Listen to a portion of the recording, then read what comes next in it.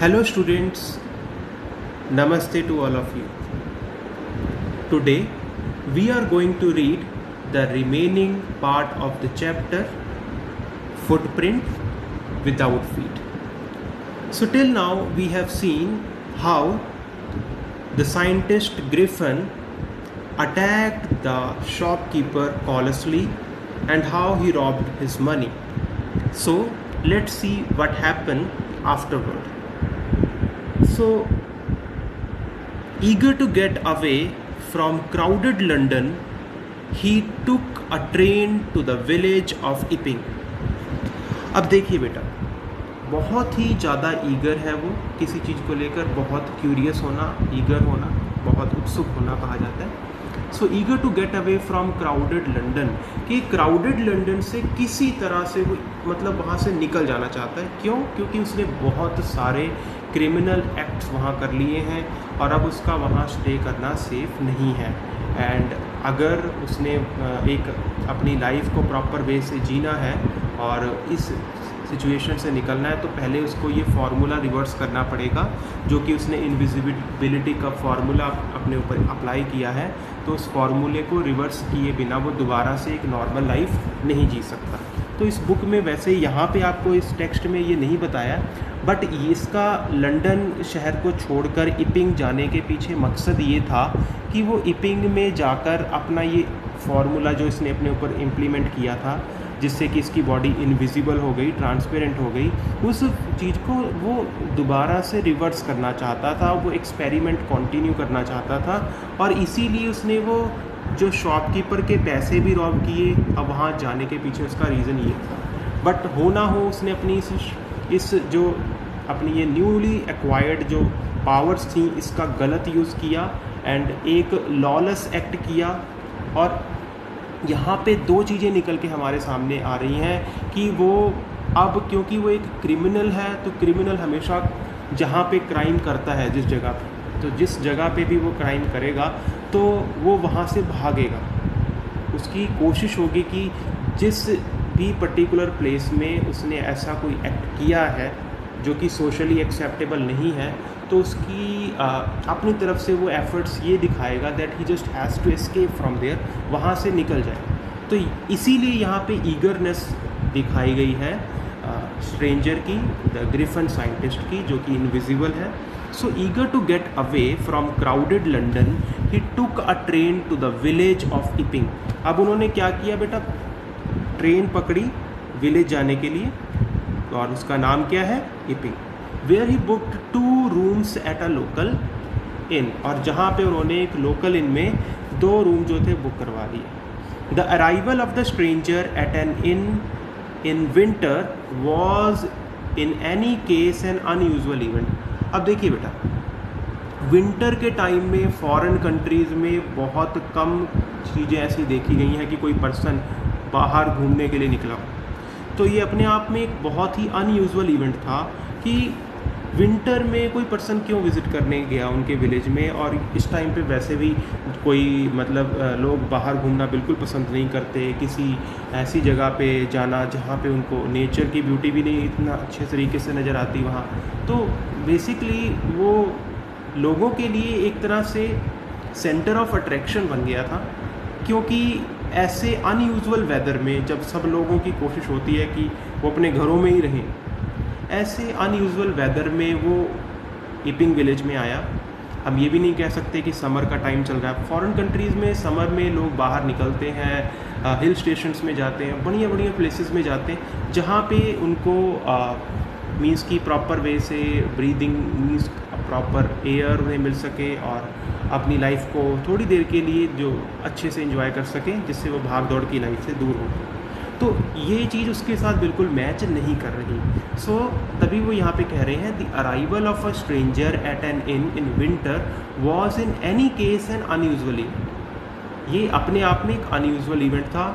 जैसे कि आपको मैंने बताया कि फॉरेन कंट्रीज़ में विंटर के टाइम में कोई भी अपने घर से बाहर नहीं निकलता. So a stranger of such uncommon appearance, और ऊपर से ऐसा स्ट्रेंजर जिसकी अपीयरेंस भी बड़ी अनकॉमन सी है. ये तो वैसे ही हुआ कि एक तो करेला ऊपर से नीम चढ़ा, मतलब एक तो आया गलत टाइम पे, ऊपर से उसकी जो अपीयरेंस है, जो उसकी लुक है, ड्रेसिंग सेंस है, वो इस बात को शो कर रहा है कि या तो ये कोई क्रिमिनल है जो कोई क्राइम करके भागा है, या ये कोई टेररिस्ट है जिसने अपनी आइडेंटिटी छुपाने के लिए अपनी बॉडी को कवर किया।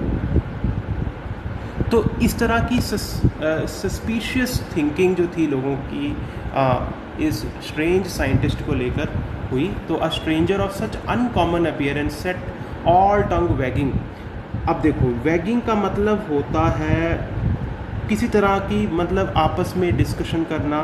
सो जितने भी लोग थे वो सारे फुसफुसा रहे थे, आपस में वैगिंग कर रहे थे कि ये पर्सन कौन है, कहाँ से आया है, इसका बैकग्राउंड क्या है, इन्हें कुछ नहीं पता।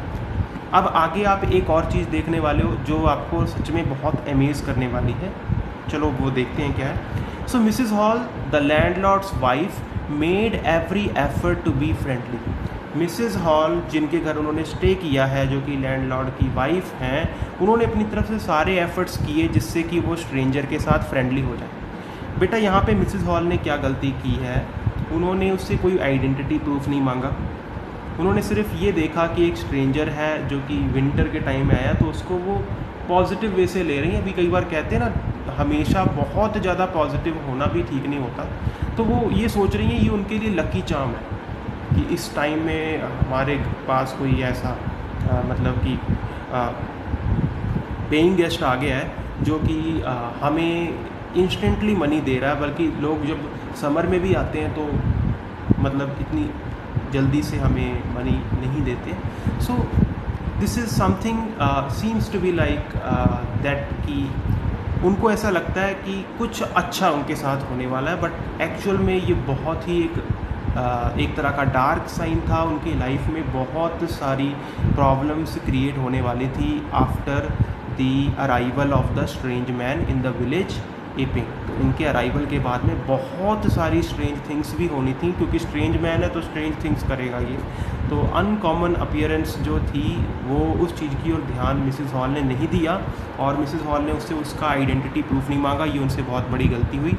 उन्होंने उसके साथ फ्रेंडली होने के एफ़र्ट्स किए ताकि वो उसके बारे में थोड़ा जान सकें, बट वो एफ़र्ट्स किसी काम के नहीं रहे, क्योंकि ग्रिफिन फ्रेंडली होना ही नहीं चाहता था।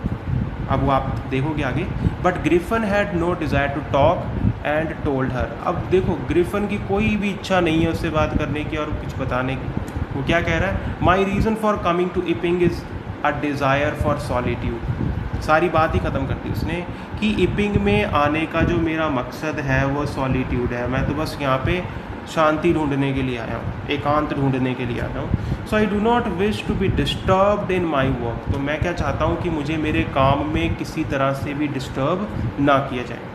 Besides an accident had affected my face. देखो कितनी बढ़िया कहानी बनाई है इसने। कहता कि मेरी एक एक्सीडेंट से मेरा फेस जो था वो अफेक्ट हो गया, जिसके कारण मैं अपनी बॉडी को कवर किया हुआ है। तो ये एक तरह का उसने जानबूझ के ऐसा एक अपनी तरफ से स्टोरी बनाई, खुद की सेल्फ कुक्ड स्टोरी उसने प्रेजेंट की मिसेस हॉल के आगे, सो दैट कि मिसेस हॉल भी उस बात को सच मान लें। और हम यहाँ पे देख रहे हैं कि मिसेस हॉल ज़्यादा इन्वेस्टिगेट नहीं कर रही हैं, वो भी उसकी बात को मान लेती हैं एज इट इज़, जैसे उसने कहा। ये उनकी सबसे बड़ी मिस्टेक थी। और यहाँ पे हमें एक चीज़ और भी पता चलती है, that Mrs hall is a lady who is money minded. बहुत मनी माइंडेड है वो। अगर ना होती तो शायद इस तरह का रिस्क ना लेती। Satisfied that her guest was an eccentric scientist. इस बात से सेटिस्फाइड होकर कि उनका जो गेस्ट है वो एक इसेंट्रिक साइंटिस्ट है। देखो, इसेंट्रिक का मतलब होता है फ्रीक। अब आप पूछोगे सर फ्रीक का क्या मतलब होता है? फ्रीक मीन्स बहुत ज़्यादा संकी किस्म के लोग नहीं होते, जो पागलपन जिनमें होता है, मैडनेस, वैसा साइंटिस्ट था, थोड़ा लोगों से हटके नज़र आए जो। And in view of the fact that he had paid her in advance. और ये चीज़ जानते हुए कि उसने उसको एडवांस में पे किया है, Mrs Hall was prepared to excuse his strange habit. Excuse कर रही हैं उसकी स्ट्रेंज हैबिट को, एंड इरिटेबल टेम्पर। और उसका जो इरिटेबल टेम्पर है उसको वो एक्सक्यूज़ किए जा रही हैं, उसको उसकी ओर ध्यान नहीं दे रही हैं।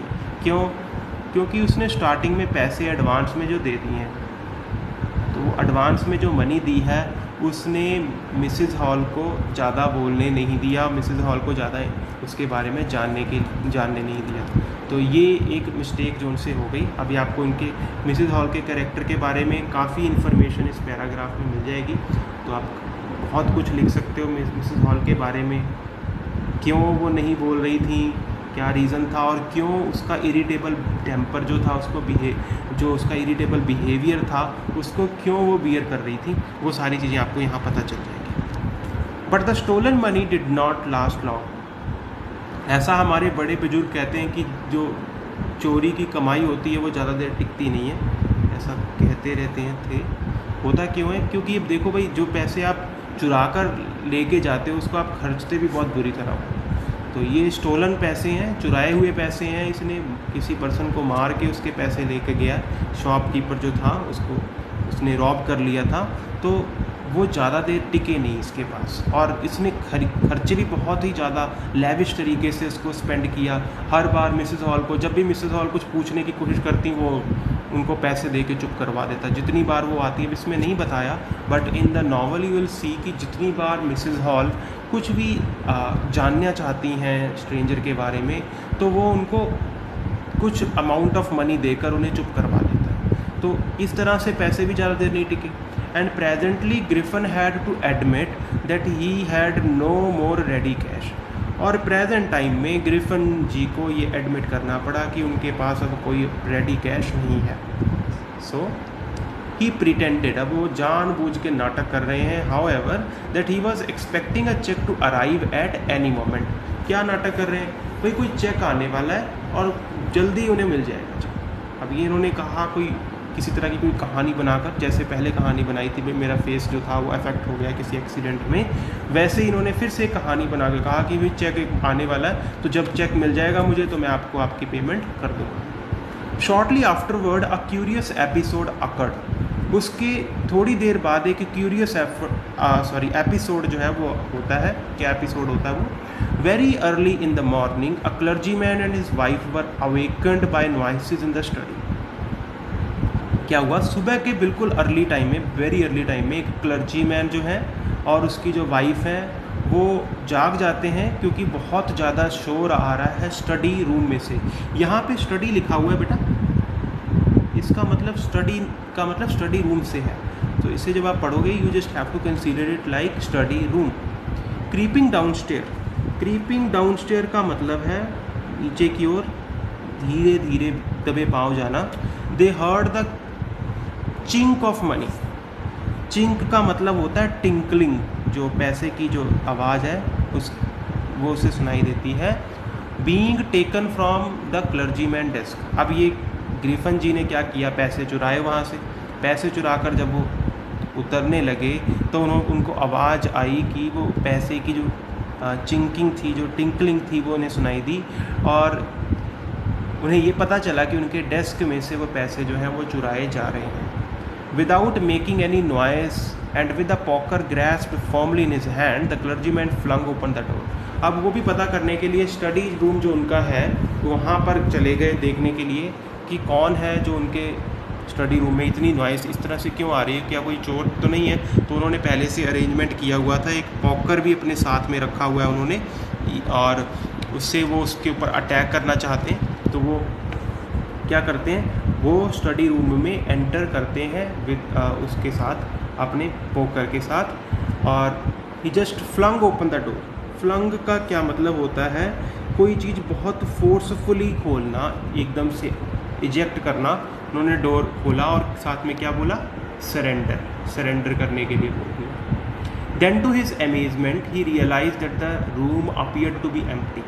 अब देखिए ये रूम जो था ये क्योंकि नीचे था, तो ये नीचे जब गए तो उन्होंने जब स्टडी रूम में देखा तो इनको इनके लिए हैरानी की बात क्या थी कि रूम जो था वो खाली था, वहाँ पे कोई भी नहीं था। Appeared to be empty means बिल्कुल खाली था। So he and his wife looked under the desk, के अंदर देखते हैं, and behind the curtains and even in the chimney, chimney भी चेक करते हैं। There wasn't a sign of anybody, किसी का साइन वहाँ नहीं था।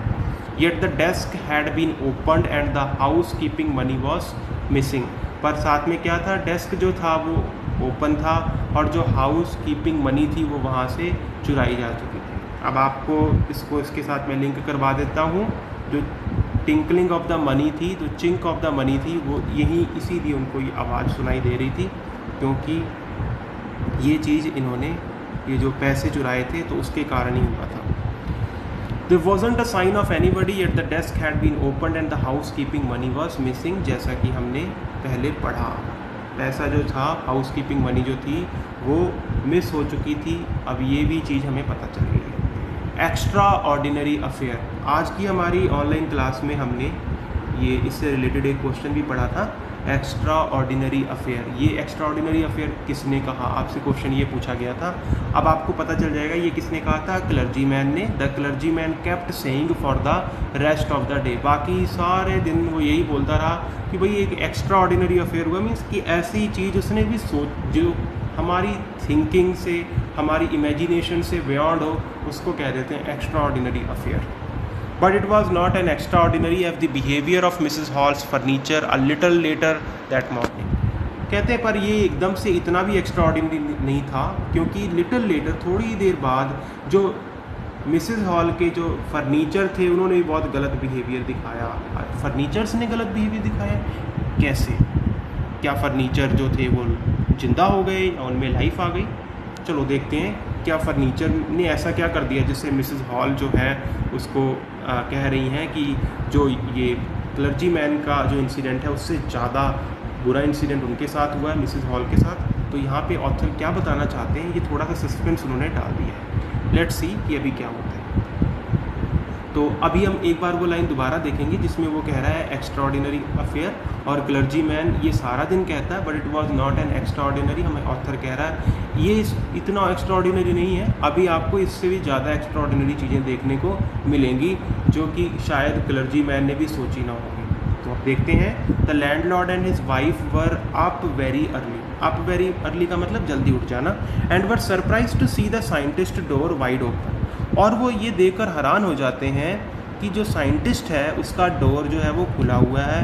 अब क्यों ऐसा देख के हैरान हो जाते हैं? क्योंकि वो पर्सन ऐसा है, एक इसेंट्रिक है, एक फ्रीक पर्सन है जो कि सॉलिट्यूड में रहना पसंद करता है, ज़्यादा किसी से मिलता नहीं है। तो अक्सर उसका जो रूम का दरवाज़ा था वो हमेशा बंद रहता था, बट पहली बार उन्होंने ये नोटिस किया दैट कि जो साइंटिस्ट का रूम है उसका जो डोर है वो खुला पड़ा है। Usually it was shut and locked and he was furious if any one entered his room. और उसे बहुत गुस्सा आता है अगर कोई भी पर्सन उसके रूम में एंटर करता है। The opportunity seemed too good to be missed. अब ये अपॉर्चुनिटी इतनी अच्छी है कि इसको हाथ से गंवाने का तो कोई भी नहीं, इसको हाथ से कोई नहीं गंवाएगा। तो मिसेस हॉल कहती है भाई ये अच्छा मौका है, अब हम जान सकते हैं ये साइंटिस्ट करता क्या है सारा दिन। सो दे पीप्ड राउंड द डोर, दरवाजे से झांकते हैं। सॉ नोबडी, और क्या देखते हैं वो, अंदर कोई नहीं है। And decided to investigate. अब तो इनके पास ये एक गोल्डन अपॉर्चुनिटी आ गई है, तो ये क्या सोचते हैं कि हम इन्वेस्टिगेट करते हैं इसके बारे में कि इसके घर रूम में क्या कुछ पड़ा हुआ है वहाँ पे। So the bed clothes were cold, वहाँ पे बेड क्लोथ्स जो है वो काफ़ी कोल्ड हुए पड़े हैं। Showing that the scientist must have been up for some time. और ये इस बात को शो कर रहा है कि थोड़ी देर पहले साइंटिस्ट जो था वो वहाँ से जा चुका था, मतलब काफ़ी टाइम हो गया उसे वहाँ से जाए हुए, क्योंकि अगर वो रूम में होता और वहाँ पे बेड क्लोथ्स जो होते वो थोड़े वार्म होते, क्योंकि बॉडी टेम्परेचर के कारण वो वार्म रहने थे, बट वो उसकी जो कोल्डनेस है वो ये बता रही है कि वो काफ़ी टाइम से, फॉर सम टाइम वो वहाँ नहीं था। And stranger still the clothes and bandages that he always वोर वर लेइंग अबाउट द रूम। और जो उसने बैंडेजेस और क्लोथ्स जो हमेशा पहन के रखता था वो उसके रूम में उसी तरह से पड़े हुए थे। All of a sudden Mrs Hall heard a sniff close to her ear. तो एकदम से मिसेस हॉल को कुछ आवाज़ अपने कान के पास सुनाई दी। अ मोमेंट लेटर, अब ये आवाज़ कैसी आवाज़ है ये हमें समझना ज़रूरी है, बाकी का मैं बाद में आपको बताऊँगा। All of a sudden Mrs Hall heard a sniff close to her ear. अब स्निफ का ज़्यादातर मीनिंग होता है जब कोई, जैसे कि आपने एक मूवी आई थी बहुत लो बजट की थी, बट मूवी का कंसेप्ट बहुत अच्छा था। उसमें एक लड़का था जो बहुत अच्छे से स्निफ कर लेता था, हर चीज़ों को ढूंढ लेता था। स्निफिंग का मतलब होता है कोई चीज़ को सूंघना तेज़ी से।